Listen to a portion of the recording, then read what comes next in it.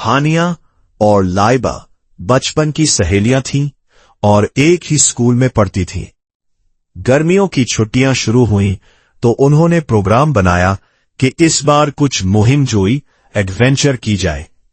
लाइबा हानिया के घर जा रही थी कि रास्ते में उसे मिट्टी में दबा हुआ एक पुराना पीला लिफाफा मिला।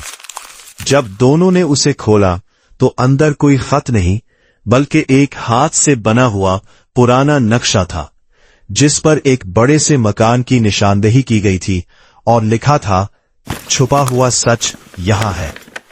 दोनों ने जोश में आकर बैग तैयार किए और नक्शे के पीछे चल पड़ी। नक्शा उन्हें शहर से दूर एक घने जंगल की तरफ ले गया। वहां उन्हें लकड़ियां काटता हुआ एक बूढ़ा आदमी मिला। जब लड़कियों ने उसे नक्शा दिखाया तो इसके चेहरे पर खौफ छा गया। वापस मुड़ जाओ। इस महल को खामोश महल कहते हैं। वहां एक साया रहता है जो बरसों से किसी का इंतजार कर रहा है। जो वहां जाता है वो अपनी आवाज खो देता है। हानिया और लाइबा ने उसे बूढ़े का वहम समझा और हंसते हुए आगे बढ़ गए। शाम ढलते ही वो इस आलीशान मगर बोसीदा महल में पहुंच गई। थकन से चोर होकर वो एक बड़े कमरे में बेड पर लेट गई। आधी रात को लाइबा की आंख खुली तो उसे सहन में किसी के चलने और जंजीरों के घसीटने की आवाज आई। इसने डर कर हानिया को जगाया, मगर हानिया ने नींद में कहा, ये सिर्फ हवा का शोर है, सो जाओ। अगली सुबह जब वो महल के बाग में घूम रही थी, लाइबा का पांव एक नोकीले पत्थर पर लगा और गहरा जख्म आ गया। हानिया उसे कमरे में बिठाकर पट्टी लेने दूसरे कमरे में गई। लाइबा अकेली थी कि अचानक उसे दीवारों के अंदर से सरगोशियां सुनाई दी। वो आ रही है, वो आ रही है। लाइबा खौफ से कांपने लगी, मगर जैसे ही हानिया आई, आवाजें रुक गई। रात को जैसे ही वो सोने लगी, कमरे का बल्ब जोरदार धमाके से फट गया। अंधेरे में एक लंबी खौफनाक शक्ल वाली औरत चड़ैल नमूनेदार हुई, जिसकी आंखें अंगारों की तरह दहक रही थीं। लड़कियां चीखती हुई दरवाजे की तरफ भागी, मगर दरवाजा जैसे दीवार बन चुका था।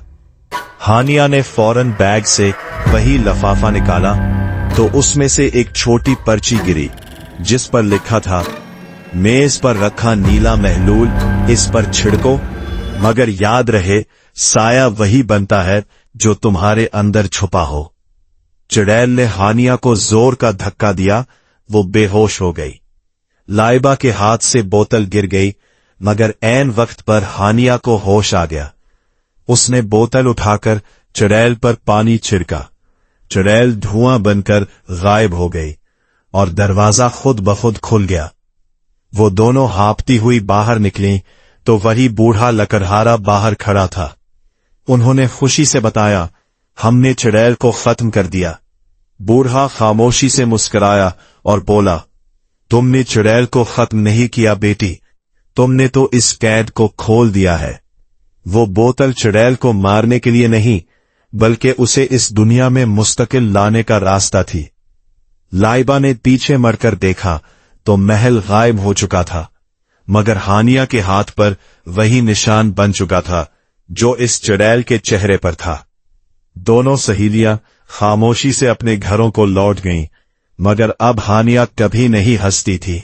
वो सिर्फ सरगोशियां करती थी। हर रास्ता जो मुहिमजोई की तरफ जाता है, वो महफूज नहीं होता। नामालूम चीजों, नक्शों या तहफों पर बगैर सोचे समझे अमल करना खतरनाक हो सकता है। बुजुर्गों की नसीहत को महज वहम समझकर नजरअंदाज नहीं करना चाहिए।